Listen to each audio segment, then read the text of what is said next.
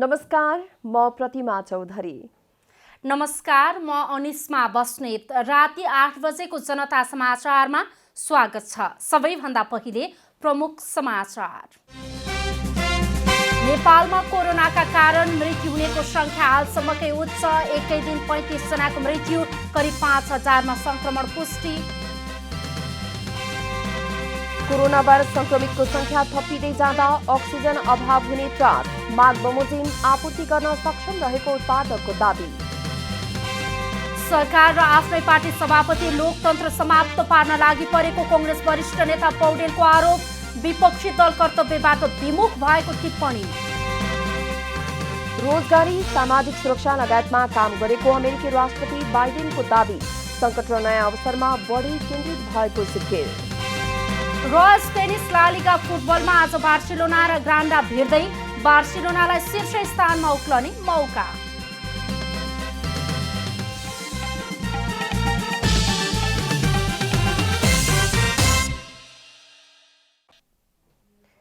अब पुरा समाचार। काठमाडौँ उपत्यकाका 3 जिल्ला काठमाडौँ, भक्तपुर, ललितपुरमा आजबाट निषेधाज्ञा जारी भएको छ। वैशाख 13 गते काठमाडौँ उपत्यकाका प्रमुख जिल्ला अधिकारीहरूको बैठकले उपत्यकामा कोरोना संक्रमण तीव्र गतिमा फैलिन थालेको भन्दै संक्रमणबाट जोगाउनको निम्ति 1 हप्ता निषेधाज्ञा गर्ने निर्णय गरेको थियो। प्रमुख जिल्ला अधिकारीहरूको उक्त निर्णयलाई अनुमोदन गर्दै मन्त्री परिषदको बैठकले पनि काठमाडौँ उपत्यकामा निषेधाज्ञा गर्ने निर्णय गरेको थियो। यससँगै बिहीबार बिहानैदेखि उपत्यकाको सडक सुनसान बनेको छ। बिहीबारबाट निषेधाज्ञा जारी हुने भएपछि बुधबार बेलुकासम्ममा लाखौं मानिसहरूले काठमाडौँ उपत्यका छोडेका छन्। निषेधाज्ञामा सबै प्रकारका सभा, सम्मेलन, गोष्ठी, तालिम, seminar, cinema hall, party palace, swimming pool, shopping mall, मनोरञ्जन स्थल, सैलुन, ब्युटी पार्लर, जिमखाना, समूहमा खेलिने खेलकुद, पुस्तकालय, सङ्ग्रहालय, चिडियाखाना आदि सञ्चालन गर्न बन्देज गरिएको छ। विवाह व्रतबन्धमा भने जिल्ला प्रशासन कार्यालयबाट अनुमति लिएर बढीमा 15 जना सहभागी हुने गरी र स्वास्थ्यको मापदण्ड पालना गर्ने गरी आयोजना गर्न दिने व्यवस्था मिलाएको छ। साथै अत्यावश्यक कामका लागि सवारी साधनको पास लिनको लागि काठमाडौँ जिल्ला प्रशासन कार्यालयले दिने व्यवस्था मिलाएको छ। सार्वजनिक सवारी साधन पूर्ण रूपमा बन्द गरिएको छ। अत्यावश्यक सामग्री बोकेका ढुवानीका सवारी साधन, बढीमा 2 जना बिरामी तथा कुरुवा बोकेका एम्बुलेन्स, स्वास्थ्यकर्मी तथा सुरक्षा निकायले प्रयोग गर्ने सवारी साधन बाहेक अन्य सवारी साधनलाई जिल्ला प्रवेशमा रोक लगाइएको छ। विदेश जाने यात्रुहरूलाई हवाई टिकट, पासपोर्ट, भिजा हुनेहरूलाई एयरपोर्टसम्म जान दिइएको छ। उपत्यकाभित्र अत्यावश्यक बाहेकका पसलहरू बन्द गरिएका छन्। विभिन्न चोकहरूमा प्रहरीले चेकिङ पनि गरिरहेको छ। काठमाडौँ उपत्यका बाहेक देशका विभिन्न 16 जिल्लाहरूमा पनि बिहीबारदेखि निषेधाज्ञा गरिएको छ।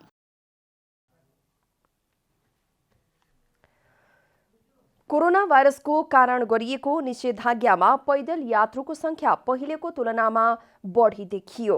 प्रहरीले पैदल यात्रुहरू सुरक्षा सावधानी अपनाएर नै हिँड्ने गरेको बताइरहँदा भिन्न आवरणमा अनावश्यक हिँडुलले जोखिमको समस्या भने जिउका त्यौं हुन सक्ने देखिन्छ। कोरोना कालमा प्रहरीको अथक प्रयास सवारी चढ्ने यात्रुहरूमा देखिए पनि पैदल यात्रु भने बिना रुकावट घुमिरहेका छन्, जसले गर्दा पैदल यात्रु भने पहिलेको तुलनामा अपेक्षित भन्दा बढी नै देखिन्छन्। सर्वसाधारणहरू स्वयं पनि बाटोमा हिँड्दा प्रहरीले पैदल यात्रुलाई पहिले जस्तो सोधपुछ गर्ने गरेको छैन। बिहान यता अफिसतिर आउँदादेखि अहिलेसम्म म केही हेरिरहँदा त्यो पैदल यात्रीहरूको खासै त्यति चेकजाँच भएको देखिँदैन। हाम्रो जनअपेक्षा अनुसार अझै कडाइका साथ र अझै प्रभावकारीका साथ गरिदिएको भए धेरै उत्तम हुन्थ्यो जस्तो लाग्छ।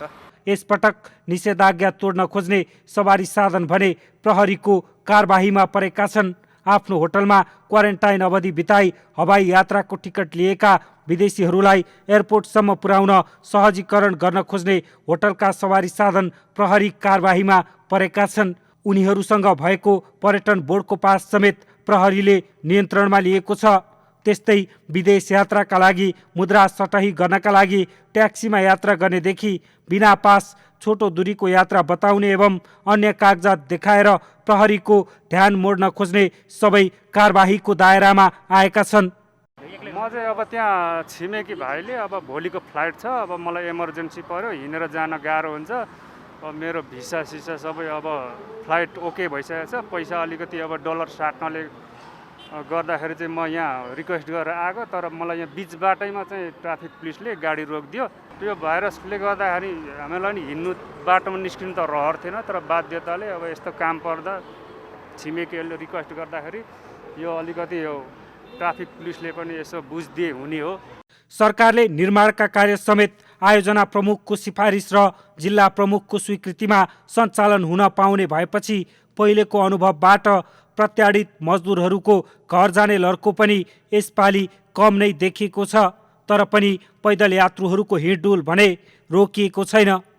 क्यामेरामा जेपी श्रेष्ठका साथमा विकास पौडेल, काठमाडौँ। साधनहरू बिरामी तथा कुरुवा, सरकारी कार्यालय तथा सार्वजनिक संस्थान, बैंक, वित्तीय संस्था, बीमा लगायत नेपाल राष्ट्र बैंकबाट इजाजत प्राप्त वित्तीय कारोबार गर्ने संस्थाका कर्मचारी एयरपोर्ट जाने आउने यात्रुहरूको हकमा भने सवारी पास आवश्यक नपर्ने कार्यालयले जारी गरेको सूचनामा उल्लेख गरिएको छ। यदि यस्ता कार्यमा यात्रा गर्दा कहीँ कतैबाट अवरोध आएमा सहजीकरणका लागि नेपाल प्रहरीको 100 र 103 नम्बरमा फोन गर्न कार्यालयले सूचित गरेको छ। बिहिबार देशभर 4,900 बढीमा कोरोना भाइरस संक्रमणको पुष्टि भएको छ। स्वास्थ्य तथा जनसङ्ख्या मन्त्रालयका अनुसार बिहिबार उपत्यका सहित विभिन्न स्थानमा निषेधाज्ञा लागेकै दिन देशभर 4,928 जनामा संक्रमण पुष्टि भएको हो। मन्त्रालयका अनुसार पीसीआर विधिबाट 12,597 जनाको परीक्षण गर्दा 4,831 जना र एन्टिजेन विधिबाट 963 जनामा परीक्षण गर्दा 97 जनामा संक्रमण पुष्टि भएको हो। यो सँगै देशभर कोरोना संक्रमितको कुल संख्या 3,17,530 र निको हुनेको संख्या 2,80,167 पुगेको छ। यसै देशभर हाल सक्रिय संक्रमित 34,117 पुगेको छ। कोरोना भाइरसबाट बिहिबार थप 35 जनाको मृत्यु भएको छ। यो सँगै मृतकको कुल संख्या 3,246 पुगेको स्वास्थ्य मन्त्रालयको तथ्याङ्क छ। कोरोना भाइरस संक्रमितको संख्या थपिँदै जाँदा अक्सिजन अभाव हुने भन्ने हल्लाका बीच अक्सिजन उत्पादक कम्पनीहरूले भने माग बमोजिम आपूर्ति गर्न आफूहरू सक्षम रहेको बताएका छन्। कम्पनीहरूले अक्सिजन अभाव हुने त्रासले सिलिन्डर होल्ड गर्नेहरूका कारण भने समस्या हुन सक्ने भन्दै त्यसो नगर्न आग्रह गरेका छन्। पछिल्लो समय उपत्यकामा कोरोना संक्रमितको संख्यामा वृद्धि भएसँगै बिरामीलाई अत्यावश्यक मानिने अक्सिजन अभाव हुने हल्लाका बीच हामी बालाजु औद्योगिक क्षेत्रमा रहेको यस हिमाल अक्सिजन प्लान्टमा वास्तविकता बुझ्न आइपुगेका छौँ। देशकै ठूलो मानिएको हिमाल अक्सिजन ग्यास उद्योगले दैनिक प्रति घण्टा 600 क्युबिक मिटर अक्सिजन उत्पादन गर्दै आइरहेको छ भने सरदर दैनिक 400 देखि 500 वटा अक्सिजन सिलिन्डर बजारमा पठाउँदै आएको छ। हाल देशभर 25 वटा अक्सिजन ग्यास उद्योग रहेका छन्। काठमाडौँ उपत्यकामा मात्रै 10 वटा उद्योग रहेका छन्। उपत्यका भरका अक्सिजन प्लान्टबाट दैनिक 8,000 सिलिन्डर अक्सिजन उत्पादन हुने गरेको उत्पादक कम्पनीको भनाइ छ। अक्सिजन वितरकहरूले माग अनुरूप आपूर्तिमा कठिनाई नभए पनि सिलिन्डर होल्ड गर्ने प्रवृत्तिका कारण बाधा उत्पन्न हुन सक्ने आशंका व्यक्त गरेका छन्। अब कुरा के आउँछ भनेपछि यो चाहिँ अक्सिजन पुग्ने घरसम्म पुग्ने कसरी? हामीले उत्पादन गरेर त भएन। अक्सिजन हामीसँग छ, तर घरसम्म पुग्नलाई के चाहियो? सिलिन्डर चाहियो। त्यसकारण सिलिन्डर तपाईँको सकिएपछि हैन, काम सकिएपछि प्लिज फर्काइदिनुहोस्। आफू पनि बचौँ, अरूलाई पनि बचाउँ। अब यहाँ के भयो भन्नुहुन्छ भनेदेखि सिलिन्डर लिएर गए बिरामीका मान्छेले, उहाँले आवश्यक छ भने पनि राखेका छन्, आवश्यक नभएकाले पनि राखिदिएका छन्। अक्सिजन राख्ने सिलिन्डर नेपालमा नबन्ने र भारतमै हाहाकार भएको स्थितिमा चीनबाट उत्पादकहरू स्वयंले ल्याउन लामो प्रक्रिया लाग्न सक्ने भन्दै सरकारकै तर्फबाट सिलिन्डर झिकाउन पहल गर्नुपर्नेमा अक्सिजन उत्पादकहरूको जोड छ। सिलिन्डर नेपालमा उत्पादन हुँदैन, हामीले मगाउने भनेको के भारतबाट हो कि चाइनाबाट हो। उत्पादकहरूले सिलिन्डरमा धेरै लगानी गरेको छ, गर्न त सिलिन्डरको कस्ट पनि हाई छ। त्यही भएर सधैँ यो उत्पादकले लगानी गर्नुभन्दा सरकारले यसमा सोचिदियो भने राम्रो हुने जस्तो लाग्छ मलाई। त्यस्तै अक्सिजन उत्पादक कम्पनीहरूले अक्सिजन उत्पादनमा अवरोध नहुन निरन्तर बिजुलीको प्रबन्ध गरिदिन र उत्पादनमा खटिने कामदारलाई निर्बाध आवत जावतको व्यवस्था गरिदिन समेत आग्रह गरेका छन्। अक्सिजन उत्पादनकर्ताहरूले अक्सिजन माग भए बमोजिम आपूर्ति गर्नलाई आफूहरू सक्षम रहेको दाबी गरेका छन्। त्यस्तै उनीहरूले अक्सिजन प्रयोगकर्ताले प्रयोग गरिसकेको सिलिन्डर तुरुन्तै फिर्ता गरिदिन र सरकारले थप सिलिन्डर ल्याउन सहजीकरण गरिदिनुपर्ने माग गरेका छन्। क्यामेरामा प्रदीपमान सिंहका साथ रूपा घिमिरे, काठमाडौँ। काठमाडौँ महानगरपालिकाले निषेधाज्ञाको अवधिभर महानगरवासीलाई निःशुल्क एम्बुलेन्स सेवा उपलब्ध गराउने भएको छ। काठमाडौँ महानगरपालिकाले बिहीबारदेखि महानगरवासीका लागि 10वटा निःशुल्क एम्बुलेन्स सञ्चालनमा ल्याएको छ। महानगरपालिकाले संयुक्त एम्बुलेन्स सञ्चालक सङ्घसँग बिहीबारदेखि 10वटा एम्बुलेन्स निःशुल्क सञ्चालन गर्नको निम्ति सम्झौता गरेको हो। निषेधाज्ञाको समयमा काठमाडौँवासीलाई पर्ने स्वास्थ्य समस्या समाधानका लागि घरबाट अस्पताल, अस्पतालबाट घर र अस्पतालबाट अस्पतालसम्मको निःशुल्क एम्बुलेन्स सेवा सञ्चालन गरिएको काठमाडौँ महानगरपालिकाका प्रमुख विद्यासुन्दर साक्यले बताउनुभयो। जो नियमित रूपमा औषध सेवन गर्नुपर्ने र अस्पताल जानुपर्नेहरूलाई अस्पतालसम्म पुर्याउने साधनको अभाव नहोस् भनेर 10वटा एम्बुलेन्स सञ्चालन गर्ने गरिकन संयुक्त एम्बुलेन्स चालकसँग एउटा सम्झौता गरेका छौँ। महानगरपालिकाले वैशाख 16 गतेदेखि 15 दिनसम्म निःशुल्क एम्बुलेन्स सेवा दिने भएको हो। महानगरपालिकाले 15 दिनका लागि प्रति एम्बुलेन्स एकमुष्ट करसहित 1,21,000 रुपैयाँ संयुक्त एम्बुलेन्स चालक सङ्घलाई दिने सम्झौता पत्रमा उल्लेख गरिएको छ। एम्बुलेन्सले काठमाडौँ महानगरपालिकाभित्र 24 घण्टा सेवा प्रदान गर्ने जनाइएको छ। महानगर प्रमुख विद्यासुन्दर साक्यले कहीँ कतैबाट पनि गुनासो नआउने गरी सेवा दिन एम्बुलेन्स चालकहरूलाई आग्रह गर्नुभएको छ। उहाँले कसैलाई हेलचेक्र्याई र दुर्व्यवहार नगरी सेवा प्रवाह गर्न निर्देशन समेत दिनुभएको हो। यसैबीच काठमाडौँ महानगरपालिकाका प्रमुख विद्यासुन्दर साक्यले काठमाडौँ उपत्यकाभित्रको धार्मिक तथा सांस्कृतिक स्थलहरूमा भेटभाट नगर्न महानगरवासीलाई अपिल गर्नुभएको छ। बिहीबार महानगरवासीलाई अपिल गर्दै प्रमुख साक्यले कोरोना संक्रमणको दोस्रो लहर काठमाडौँभित्र द्रुत गतिमा फैलिन सक्ने भन्दै सरकारले जारी गरेको सूचनालाई आधार मानी स्वास्थ्य सम्बन्धी तोकिएको मापदण्ड पालना गर्न आग्रह गर्नुभयो। उहाँले काठमाडौँ महानगरपालिका देशको प्रमुख सांस्कृतिक सहर भएका कारण मठ मन्दिर लगायत धार्मिक स्थलहरूमा पूजापाठ गर्ने प्रचलन रहेको भन्दै धार्मिक स्थलमा भेटभाट हुँदा संक्रमण फैलिने भएकाले ती स्थानहरूमा भेटभाट नगरिदिन अनुरोध गर्नुभएको छ। अब कोभिडको कारणले सिङ्गो देशवासी आक्रान्त बनिरहेको सम्बन्धमा सम्पूर्ण समाचारको हेडलाइन नै कोभिडको विषयमा लेखिरहेको र सुन्न पाइरहेको अवस्थामा हामी सबै आफ्नाबाट सचेत हुनुपर्छ र सिङ्गो महानगरवासीहरूले आफू पनि बस्ने अरूलाई पनि बचाउने अभियानलाई सार्थकता दिनुको लागि आफ्नाबाट भूमिका पनि खेल्नुपर्छ। हामीले भएन भनेर मात्र गरेर देखाउनु पनि आवश्यकता पर्छ। प्रमुख साक्यले महानगरपालिकाभित्र बसोबास गर्नेहरूमा कुनै प्रकारको स्वास्थ्य जटिलता आए वा अन्य कुनै समस्या भएमा सम्बन्धित ओडाका ओडा अध्यक्षहरूको नम्बरमा सिधै सम्पर्क गर्न पनि अनुरोध गर्नुभएको छ। जनता समाचारमा अब छोटो विश्राम।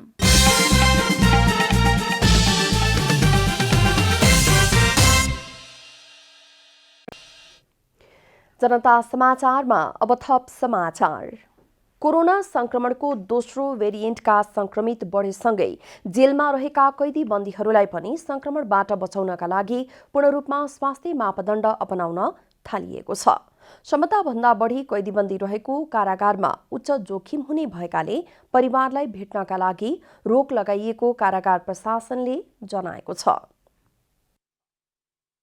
मुलुककै सबैभन्दा ठूलो कारागार सुन्दारा स्थित जगन्नाथ देवल अर्थात् केन्द्रीय कारागारमा कोरोना महामारीको दोस्रो भेरिएन्टबाट बस्नका लागि स्वास्थ्य मापदण्ड अपनाइएको छ। कोभिड-19 को संक्रमण बढेसँगै कारागारमा अत्याधिक संख्यामा रहेका कैदीबन्दीले असुरक्षित महसुस गर्न नपर्ने कारागार प्रशासनले जनाएको छ। कोरोना संक्रमणको जोखिम कम गर्न कारागारले आफन्तसँग भेटघाट तथा बाहिरको खाना खान पूर्ण रूपमा प्रतिबन्ध लगाएको छ। त्यस्तै नयाँ आउने कैदीबन्दीलाई 250 50 क्षमताको क्वारेन्टाइनको व्यवस्था गरिएको छ। कारागारभित्रै 10 जना क्षमताको अक्सिजन सहितको आइसोलेसन सेन्टर पनि निर्माण गरिएको छ। कोरोनाको लक्षण देखिनासाथ अस्पताल लैजाने व्यवस्था गरिएको बताइएको छ। नयाँ आउने कैदीबन्दी अनिवार्य रूपमा क्वारेन्टिनमा बस्नुपर्ने नियम लगाइएको कारागार व्यवस्थापन विभागले जानकारी दिएको छ। यस्तै कारागारभित्रै सामाजिक दूरी कायम गर्न सक्ने अवस्था नभएका कारण बाहिरबाट कोरोना फैलिन नदिनतर्फ बढी ध्यान केन्द्रित रहेको कारागार प्रशासनको भनाइ छ।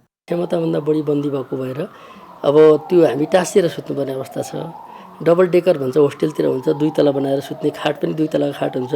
त्यो 2 तलाको खाटमा सुत्नुपर्ने हुन्छ। 2टा खाटलाई जोडेर 3 जना सुत्नुपर्ने अवस्था छ। त्यसले गर्दाखेरि त्यो किन भन्दा त्यो खाट नभएर भन्दा स्पेसै छैन, ठाउँै साँघुरो छ, खाट राख्ने ठाउँै छैन। त्यसले गर्दाखेरि त्यसरी कोचिनु परेको हो। हामीले चाहिँ भित्र चाहिँ टाढा गर्ने, दूरी कायम गर्ने, भित्र नटासिकन बस्ने अथवा चाहिँ छुट्टा-छुट्टै टोयलेट प्रयोग गर्ने, मेस छुट्टै गर्ने भन्ने भित्र सम्भवै छैन। किन भन्दा त्यो अब अलि अप्ठ्यारो काम हो, त्यो गर्न सकिँदैन। हामीले ध्यान दिने भनेको बाहिरबाट भित्र कोभिड प्रवेश गर्नबाट रोक्ने हाम्रो प्रमुख ध्यान त्यहीमा हुन्छ। यस्तै निषेधाज्ञाको समयमा पनि कैदीबन्दीको न्यायमा पहुँच पुर्याउनका लागि अदालतसँग समन्वय गरिरहेको कारागार प्रशासनले जनाएको छ। अदालतले छोड्न आदेश गरेका कैदीबन्दीको प्रक्रिया पुराका लागि काम भइरहेको छ। अदालतले दिएको आदेश बमोजिम छोड्नुपर्ने मान्छेलाई हामीले छोडिदिन्छौँ। अदालतसँग हाम्रो व्यक्तिगत प्रत्यक्ष टच नभए पनि इमेल मार्फत अदालतमा उसको निवेदन पठाइदिने, उसका रिटहरू पठाइदिने, गुनासोहरू पठाइदिने र अदालतको इजलास बसेको बेलामा अथवा कस्तो आदेश आउँछ, अदालतले मान्नु छोड्नु भनेर आदेश आयो भने हामीले राखिरहने कुरो भएन।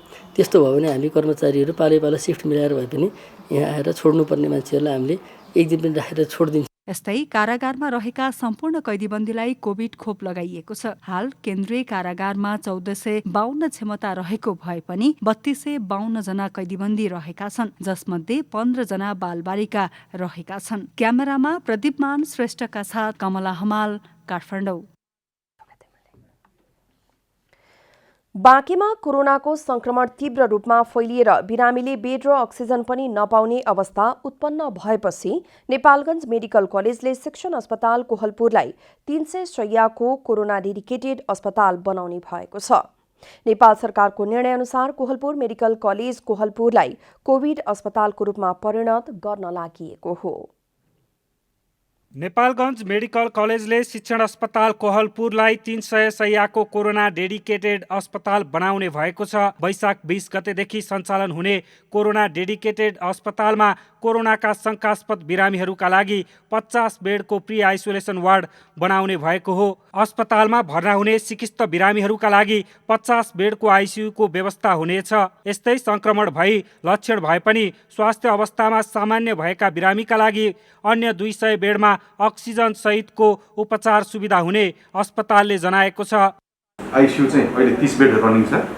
त्यसमा हामीले 32 बेड फेरि नयाँ आइसियु थप्छौँ कोभिड आइसियुको लागि, प्लस 8 बेड चाहिँ हाम्रो आन्तरिक प्रयोजनको लागि स्टाफको लागि चाहिँ छुटाउँछौँ। भने चाहिँ 40-70 बेडको चाहिँ हाम्रो आइसियुको प्लान छ अहिले र 300 बेडको चाहिँ कोभिडको प्लान चाहिँ इन्क्लुड। आइसियुमा भर्ना हुने बिरामीका लागि आवश्यकता अनुसार हाई फ्लो नोजल, क्यानला, बाइप्याप सहितको भेन्टिलेटरको व्यवस्था मिलाइएको छ। कोरोना डेडिकेटेड अस्पतालमा 120 जना चिकित्सक, 300 स्टाफ नर्स सहित ल्याब र सरसफाई कर्मी गरी करिब 200 जना कर्मचारीहरू खटिनेछन्। अस्पतालमा नै पर्याप्त जनशक्ति भएको हुँदा तत्काल अन्य जनशक्तिको आवश्यकता नरहेको समेत श्रेष्ठले बताउनुभयो। म्यान पावरको कुरामा चाहिँ अब हाम्रो हस्पिटलमा चाहिँ 550 बेडको हस्पिटल पहिला थियो र त्यो सञ्चालन भएको हिसाबले प्लस फ्याकल्टीहरू पनि भएको हिसाबले चाहिँ म्यान पावर अहिले बढी त होइन तर नपुग्ने अवस्था पनि छ जस्तो लाग्दैन। तर आउँदा दिनमा हाम्रो स्टाफहरू पोजिटिभ हुने क्रम निरन्तर भइरह्यो।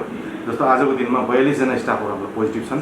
बाँकेमा पछिल्ला दिनहरूमा दैनिक 500 को संख्यामा संक्रमितहरू थपिने गरेका छन्। छिमेकी जिल्लाहरूमा पनि संक्रमण थपिँदै जाँदा बिरामीले बेड नै नपाउने अवस्था आउन नदिन शिक्षण अस्पताल कोहलपुरलाई 300 बेडको कोरोना डेडिकेटेड अस्पताल बनाउन लागि अस्पतालले जनाएको छ।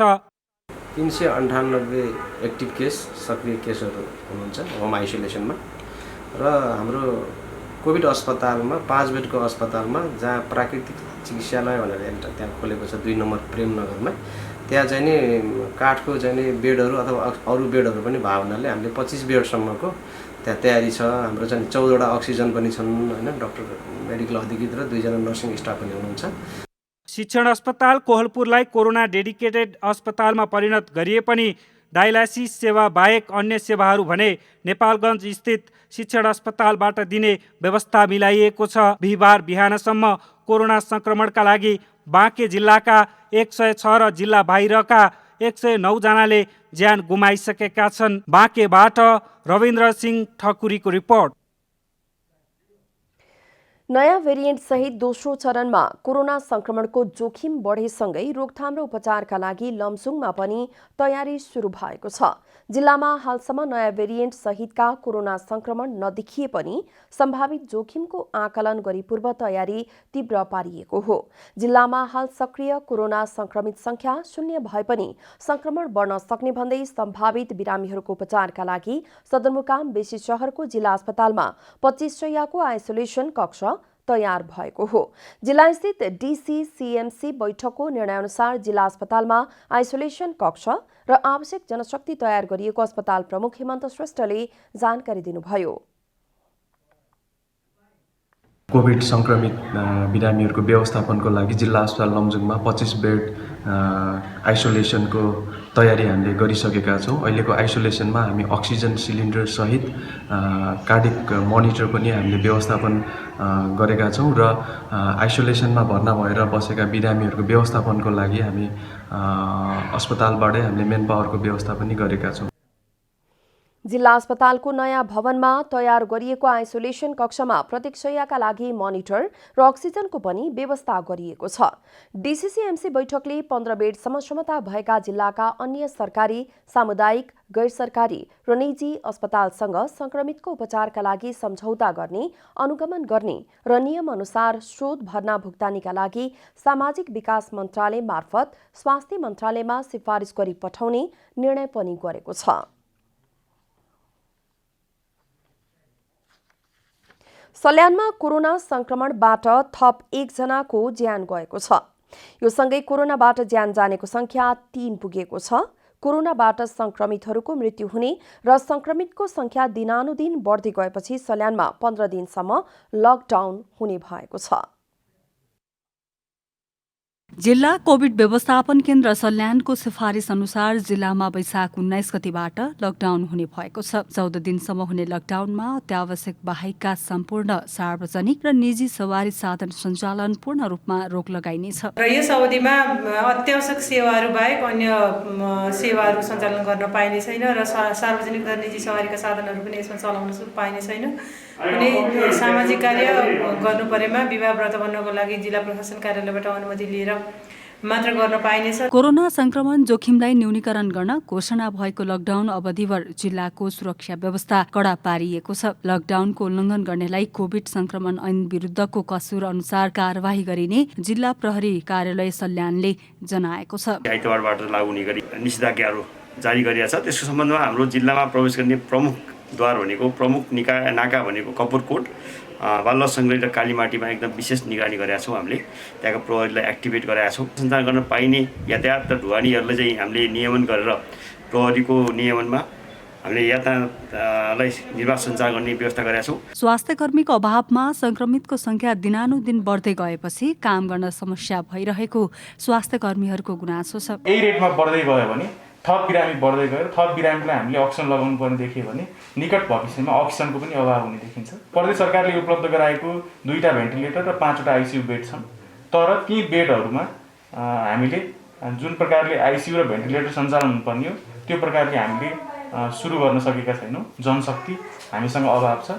हामीसँग चिकित्सक ठिकै मात्रामा हुनुहुन्छ, तर चिकित्सक मात्रै नभएर अन्य स्वास्थ्य कर्मी पारामेडिक्सहरूको हामीसँग अभाव छ। जिल्लाभित्र संक्रमितको संख्या बढ्दै गएको र सिकिस्त बिरामीहरूका लागि औषधि उपचार आवश्यक पर्ने भएकाले स्थानीय सरकारले पनि चासो देखाएको छ। शारदा नगरपालिकाले आफ्नो सक्ने सहयोग चाहिँ गर्ने वचनबद्धता पनि हामीले गरेका छौँ र अरू पालिकाका प्रमुखहरूसित पनि सरसल्लाह गर्ने र सल्यान अस्पतालमा अलिक ठुलो 40-50 जना अटाउने खालको एउटा भवन निर्माण गरेर तत्काल काम चलाउनको लागि अक्सिजन सहितको बेड राख्ने भन्ने कुरो भएको छ। संक्रमणबाट जोखिन जिल्लामा गरिएको यस कार्यमा सर्वसाधारण, व्यापारी, व्यवसायी सबैले स्वास्थ्य मापदण्ड पूरा गरेर सहयोग गर्नुपर्ने आवश्यकता देखिन्छ। सल्यानबाट मीना बुढाथोकीको रिपोर्ट। नेपाली कांग्रेसका वरिष्ठ नेता रामचन्द्र पौडेलले सरकारको नेतृत्व गर्ने पार्टी र आफ्नै पार्टीको सभापति मिलेर लोकतान्त्रिक व्यवस्था समाप्त पार्ने खेलमा लागेको आरोप लगाउनु भएको छ। सर्वोच्च अदालतको आदेशको प्रतिनिधि सभा पुनर्स्थापना भएपछि प्रतिनिधि सभा विघटन गर्ने सरकारका प्रधानमन्त्रीलाई राजीनामा गराउने वा अविश्वासको प्रस्ताव दर्ता गराउनु पर्ने कर्तव्यबाट विपक्षी दल नेपाली कांग्रेस च्युत भएको टिप्पणी उहाँको छ। पार्टीले संस्थागत रूपमा आफ्नो नेतृत्वमा सरकार गठन गर्ने निर्णय गरिसक्दा पनि नेतृत्वले त्यसतर्फ पहल कदमी नगरेको भन्दै उहाँले राज्य सत्ता र पार्टी सत्ता दुवैको नेतृत्वमा रहेकाहरूबाट लोकतान्त्रिक विधि र प्रक्रियालाई उल्लङ्घन गर्ने काम गरेको टिप्पणी गर्नुभयो। नेता पौडेलले सरकारको मात्रै नभई पार्टी नेतृत्वको पनि चर्को आलोचना गर्नुभएको छ। प्रधानमन्त्री आफूले चाहिँ गरेको चाहिँ यो विघटनलाई जब अदालतले फर्काइदियो उनी 1 मिनट बस्नु हुन्थेन, उनले त्यहाँबाट चाहिँ तुरुन्त राजीनामा गर्नुपर्थ्यो। उहाँ के भनिराख्नु भएको छ भने यो संसदको के काम, यो त विकृति ल्याउँछ। विकृति कसले ल्याइरहेको छ? अहिले विकृति त अहिले सत्तामा रहेका मुठीभर केही नेताहरू, चाहे पार्टी सत्ता होस् चाहे चाहिँ केन्द्रीय सत्ता होस् सरकारको राज्य सत्ता होस्, तिनीहरूले देशमा विकृति ल्याएका छन्।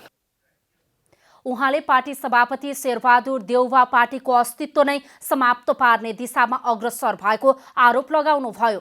गण्डकी प्रदेश संसदमा सत्तारूढ दलले गरेको घृणित कामको विरोध गर्न सबैलाई अपील समेत गर्नुभयो। उपप्रधानमन्त्री ईश्वर पोखरेलले धुर्मु सुन्तली फाउन्डेसनबाट चितवनमा निर्माण भइरहेको गौतम बुद्ध अन्तर्राष्ट्रिय क्रिकेट रङ्गशालालाई राज्यको तर्फबाट सहयोग गर्ने बताउनु भएको छ। बिहिबार निर्माणाधीन क्रिकेट रङ्गशालाका प्रमुख अभियन्ता अर्थात् धुर्मु सुन्तली फाउन्डेसनका अध्यक्ष सीताराम कटेलसँग सिंहदरबार स्थित आफ्नै कार्यकक्षमा भेट्दै उपप्रधानमन्त्री पोखरेलले रङ्गशाला निर्माणका लागि राज्यको तर्फबाट सक्दो सहयोग गर्ने प्रतिबद्धता व्यक्त गर्नुभएको छ।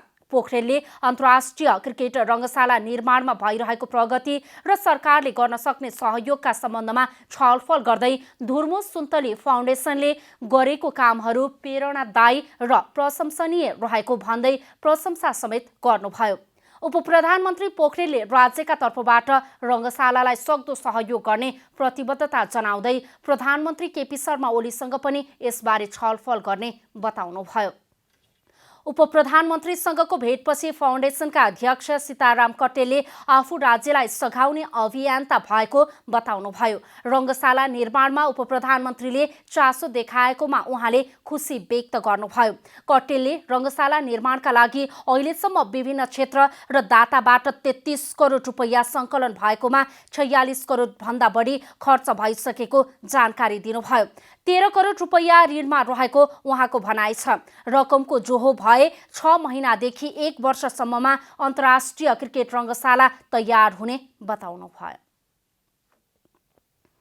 5 थरको विभिन्न गाउँपालिकामा सञ्चालन भएको जग्गा सम्बन्धी शिविरले सेवाग्राही हर्षित भएका छन्। जिल्ला मालपोत र नापी कार्यालयबाट 2 हप्ता अघिबाट जग्गा सम्बन्धीको सेवा दिन थालेपछि गरिब, असहाय र वृद्ध-वृद्धाहरू खुसी भएका छन्। चैत 23 गतेबाट जिल्लाको विभिन्न स्थानीय तहहरूमा सेवा दिन थालिएको तुम्बेवा गाउँपालिकाको मौवा र मिक्लाजुङ गाउँपालिकाको रवि बजारमा 9 दिनसम्म जग्गा सम्बन्धी शिविर सञ्चालन भएको छ। दूर दराजका जनताहरू अलिकता अशक्त अपाङ्ग भएका कारणले सायद उहाँहरू जुन मालपोत कार्यालयमा कार्यभार गर्न आउन सक्नु भएको छैन होला भन्ने महसुस गरेर एउटा सेवाभावले हामीले चाहिँ नै यो स्थानीय स्तरमै यो सेवा सञ्चालन गर्न सके उहाँहरू लाभान्वित हुनेछ भन्ने अपेक्षाका साथ हामीले चाहिँ योजना बनाएर गाउँपालिकाको व्यवस्थापन सहयोगमा यो कार्यक्रम सञ्चालन गरेका हौँ। गाउँपालिकाको आर्थिक सहयोगमा शिविर सञ्चालन हुँदैछ। शिविरबाट जग्गा पास, अंश बन्डा र ध्वनि पूर्जा प्रतिलिपि लगायतको सेवा पाएका छन्। 2 गाउँपालिकाको शिविरबाट 10 लाख बढी राजस्व सङ्कलन भएको मालपोत कार्यालयले जनाएको छ। अब आर्थिक समाचार। आर्थिक समाचारका साथमा अर्घाखाँची ओपिसी सिमेन्ट, सबैभन्दा स्तरीय सिमेन्ट। 3 गुणा बढी टिक्छ। खुलास भए अरू किन खोज्ने?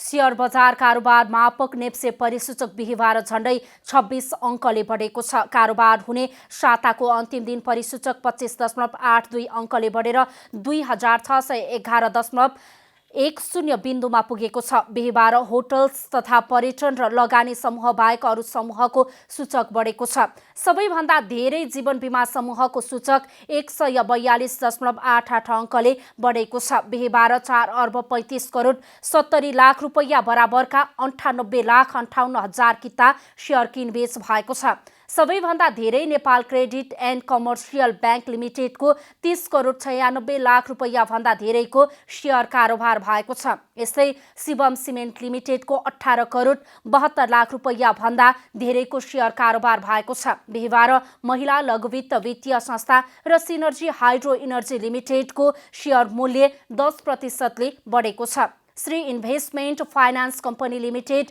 र नेपाल हाइड्रो डेभलपर्स लिमिटेडको सेयर मूल्य भने 2% भन्दा धेरैले घटेको छ।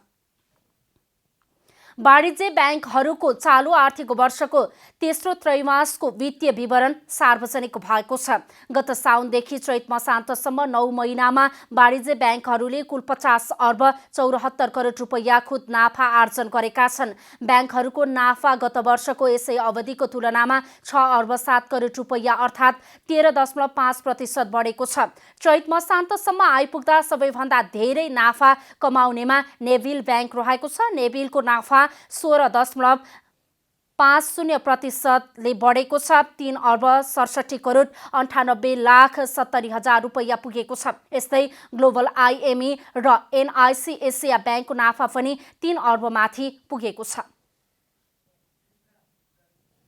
जनता समाचारमा अब छोटो विश्राम।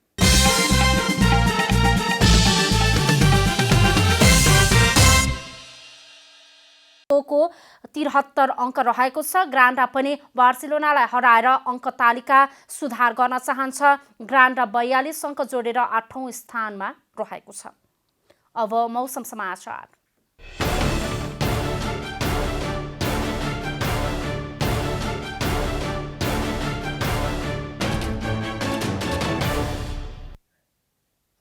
आज दिउँसो देशका अधिकांश स्थानमा मौसम आंशिक बदली रहे। मेघगर्जन, चट्याङ र हावाहुरीसहित क्षणिक वर्षा भयो। राति तराईका भूभागमा आंशिक बदली र पहाडी भूभागमा मौसम सामान्यतया बदली रहे। केही स्थानमा क्षणिक वर्षाको सम्भावना रहेको जल तथा मौसम पूर्वानुमान महाशाखाले जनाएको छ। अब देशभरका विभिन्न स्थानका मौसम सम्बन्धी थप विवरण।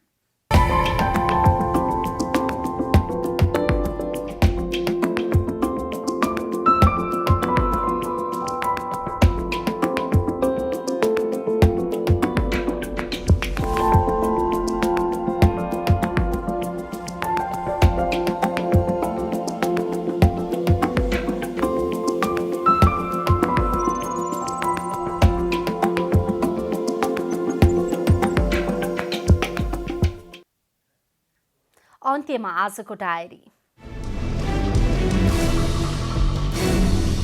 स्वास्थ्य तथा जनसङ्ख्या मन्त्रालयका अनुसार आज उपत्यकासहित विभिन्न स्थानमा निषेधाज्ञा लागेकै दिन देशभर 4,928 जनामा संक्रमण पुष्टि भएको छ। यो सँगै देशभर कोरोना संक्रमित संख्या 3,17,530 र निको हुनेको संख्या 2,80,167 पुगेको छ। आज थप 35 जनाको मृत्यु भएसँगै मृतक संख्या 3,246 पुगेको स्वास्थ्य मन्त्रालयको तथ्याङ्क छ। काठमाडौँ उपत्यकाका 3 जिल्ला काठमाडौँ, भक्तपुर, ललितपुर लगायत देशका विभिन्न 16 जिल्लामा पनि आजबाट निषेधाज्ञा जारी भएको छ। निषेधाज्ञामा सबै प्रकारका सभा, सम्मेलन, गोष्ठी, तालिम, seminar, cinema hall, party palace, swimming pool, shopping mall, मनोरञ्जन स्थल, सलुन, ब्युटी पार्लर, जिम खाना, समूहमा खेलिने खेलकुद, पुस्तकालय, संग्रहालय, चिडियाखाना आदि सञ्चालन गर्न बन्दिज गरिएको छ। विवाह व्रतबन्धमा भने जिल्ला प्रशासन कार्यालयबाट अनुमति लिएर बढीमा 15 जना सहभागी हुने गरी र स्वास्थ्यको मापदण्ड पालना गर्ने गरी आयोजना गर्न दिने व्यवस्था मिलाइएको छ। जिल्ला प्रशासन कार्यालय काठमाडौँले मृत्यु, संस्कार र अत्यन्तै जरुरी काम बाहेक सवारी पास नदिने भएको छ। अनावश्यक सन्दर्भमा अत्यावश्यक भनी सवारी पास माग गरेको पाइएको भन्दै कार्यालयले शुक्रबारबाट लागू हुने गरी यस्तो निर्णय गरेको हो। अमेरिकी राष्ट्रपति जो बाइडेनले रोजगारी सृजना, सामाजिक सुरक्षा, बाल स्याहार, शिक्षा तथा समताको पक्षमा आफ्नो प्रशासनले काम गरेको बताउनु भएको छ। अमेरिकी तल्लो सदन र माथिल्लो सदन सिनेटको संयुक्त सत्रलाई सम्बोधन गर्दै बाइडेनले 100 दिन शासनको खुशियाली मनाउनु भन्दा पनि आफू अमेरिका र विश्वले भोग्नु परेको संकट र नयाँ अवसरहरूमा बढी केन्द्रित रहेको बताउनु भएको छ। स्पेनिश लालिगा फुटबलमा बिहिबार बार्सिलोनाले ग्रानाडासँग प्रतिस्पर्धा गर्दैछ। बार्सिलोना र ग्रानाडा बीचको खेल राति 11:15 बजे सुरु हुनेछ। बार्सिलोना घरेलु मैदानमा जित निकाल्ने लक्ष्यका साथ मैदानमा उत्रनेछ। घरेलु मैदानमा जित निकालेमा बार्सिलोना शीर्ष स्थानमा उक्लनेछ।